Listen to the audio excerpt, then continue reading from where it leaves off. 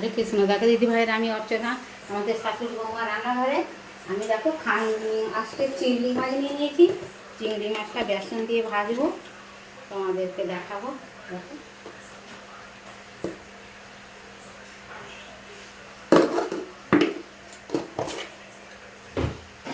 আগে আমি বেসনটা ফেটে ফেলি, তারপরে তোমাদেরকে দেখাবো। বেসনে আমি একটু চাল গুঁড়ো দেবো মচমচে হওয়ার জন্য।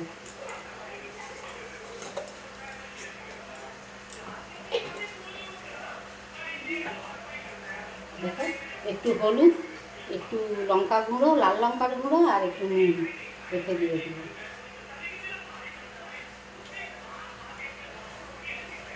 আমার চিংড়ি মাছটা নুন হলুদ মাখানো আছে, আবার ভালো করে মিক্স করে তোমাদেরকে দেখাবো।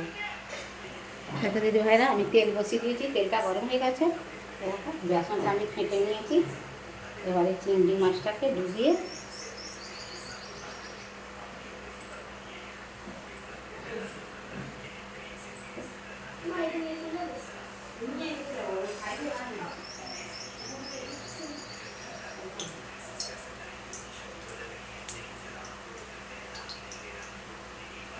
দেখো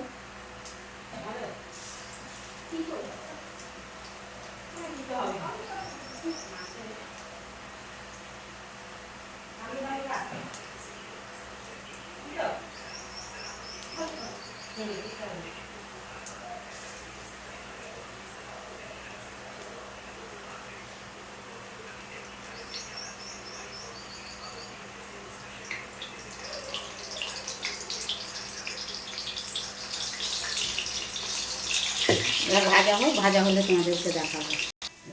দেখো দিদি ভাইরা, চিংড়ি মাছের চপটা আমার হয়ে গেছে। দেখো চিংড়ি মাছগুলো পুরো চিংড়ি মাছ সাইজের হয়েছে। দেখো আমার অল্প 100 চিংড়ি মাছ।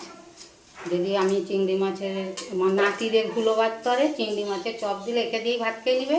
তোমাদের যদি ভালো লাগে লাইক কমেন্ট শেয়ার করবে, আমাদের চ্যানেলটা সাবস্ক্রাইব করে নেবে, তাহলে নিত্য নতুন রান্নার রেসিপি ভালো। দেখো কত খড়খড়ে হয়েছে।